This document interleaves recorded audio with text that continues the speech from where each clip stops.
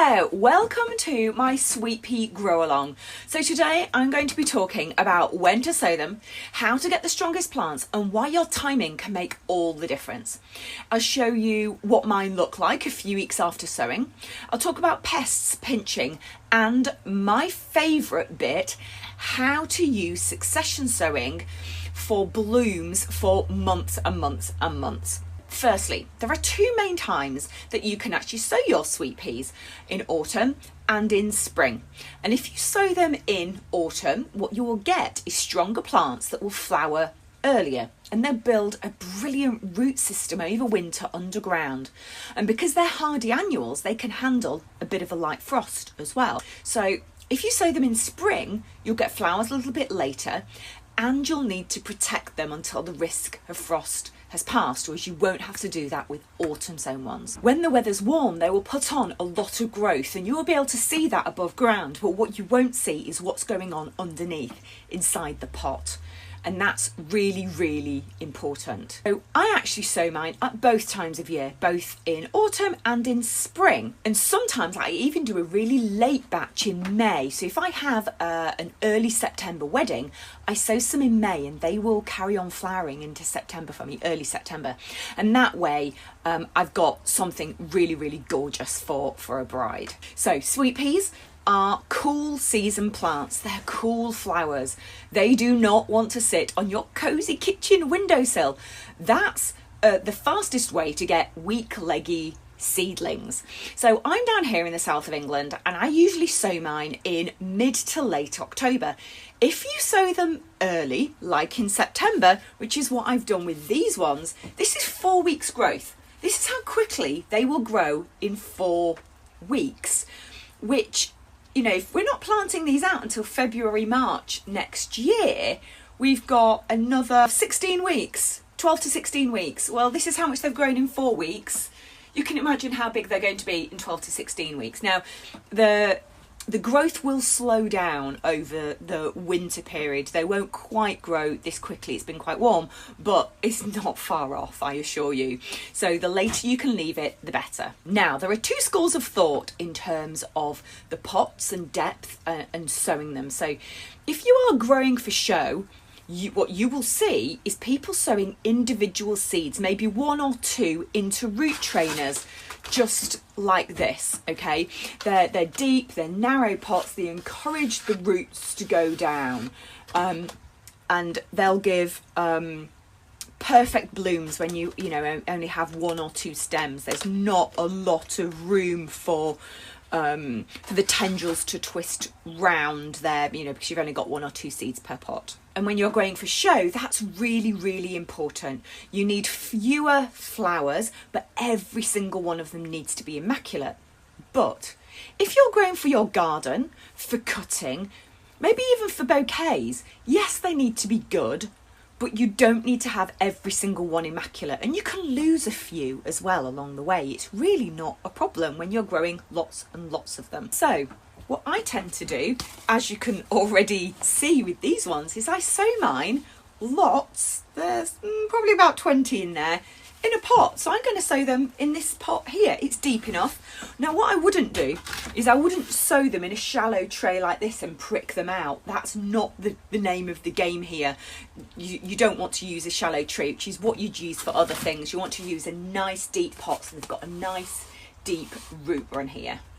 So today I'm going to be sowing my Madonna mix. I have my seeds here. They're quite big. You can see on there. Now, you might be asking about pre-soaking. So a lot of seed packets do advise to pre-soak, and we put that on our seed packets as well. However, last year I forgot to soak all of mine and they all came up, and I didn't soak these ones either. These weren't soaked. It's not actually necessary to soak the seeds. They will germinate perfectly well without it. Now, they might take a few days longer. The only thing that pre-soaking really does is it speeds up that germination slightly. But you know what? It really doesn't make that much difference. Okay, so we've got about 20 seeds in that pot, and all I'm going to do is just cover it with some compost. Now you need to cover it with approximately the same level of soil as the size of the seed. So, you know, they're about 1/2 centimetre, so you can put about 1/2 centimetre's worth of soil over the top. You're going to label those up. So let's give it some water. So I've watered that in, and I have a real pest problem here. We are just on the edge of the New Forest, and I've definitely noticed a real big difference in the number of pests here. The squirrels and the mice and the deer, quite frankly, eat absolutely everything I try to plant. Now, we've put some deer fencing up, so we've stopped those, but unfortunately the mice and the squirrels will still get in.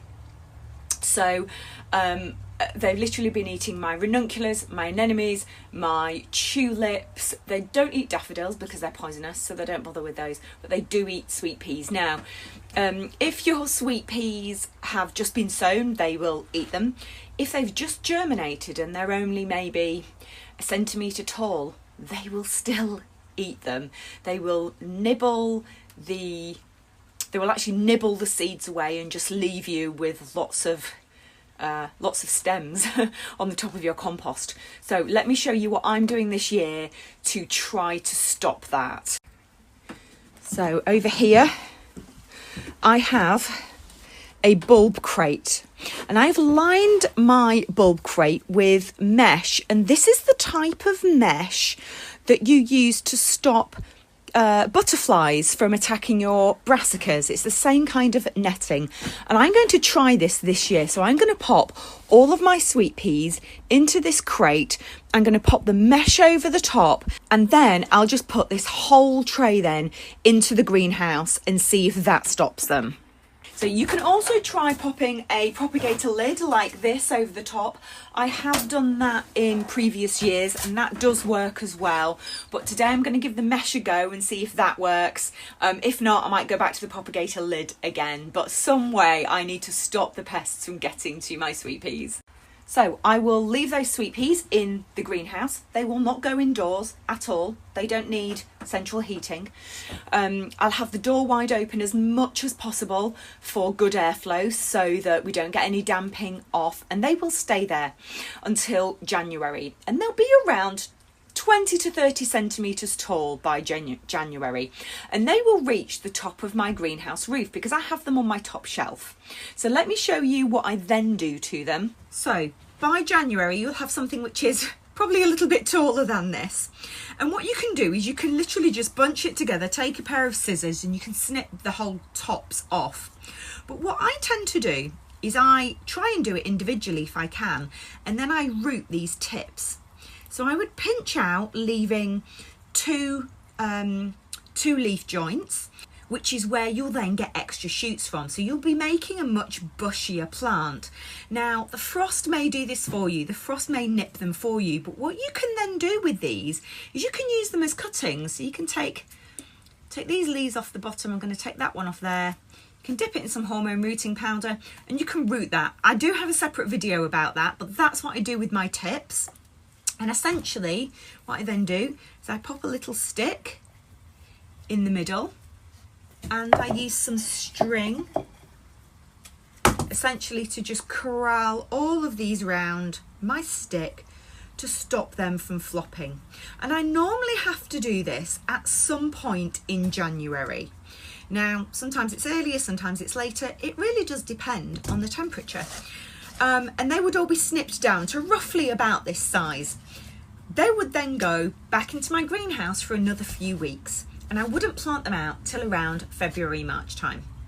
Because although they are hardy, they're hardy annuals, they do need a little bit of protection, and the protection you're giving them in a greenhouse or even in a low tunnel, which I can then just pull back the sheet on it every single day, slowly expose them and harden them off a little bit, even though they are quite hardy, they've been out all winter. That just gives them that little bit of extra just until it's time to actually plant them out. And that really is dependent on the weather. I can't tell you the exact week that I plant mine out because every year it is different. So in terms of just until it's time to actually plant them out, and that really is dependent on the weather. I can't tell you the exact week that I plant mine out because every year it is different. That's the feel you get every single year. If there's a snow forecast, if there's blizzards forecast, if you've got freezing temperatures for weeks and weeks on end, it's not a good time to put them out. So you really do need to play a little bit by ear really at that side of the season. So this is my sweet pea structure that I actually grow all of my sweet peas on. It has some netting on it, and you can see these are all this year's sweet peas that are all going to seed. These are the ones that I'm not actually keeping this year. The rest of them are all empty because I've actually taken all the sweet peas off them. I have some zinnias growing just in front of them as well. But essentially, this is the structure that I use for my sweet peas.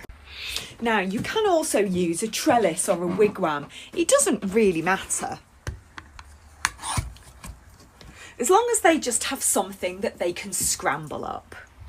So in terms of when they will flower, this really depends on when you sown the seed and the variety and the conditions that you're growing them in.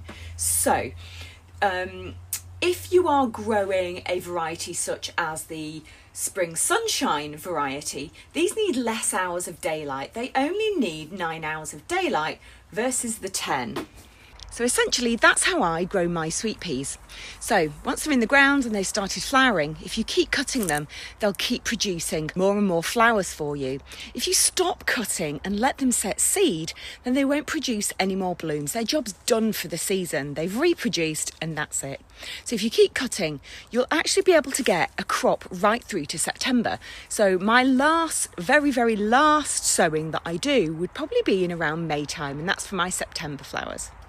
So that's how I grow my sweet peas, from hardy autumn sowings right through to those late summer blooms. And they're one of the simplest flowers to grow, but the timing does make all of the difference. And if you want my full growing guide, including my favourite varieties and troubleshooting tips, then head over to my blog and I'll link to that below for you. Good luck.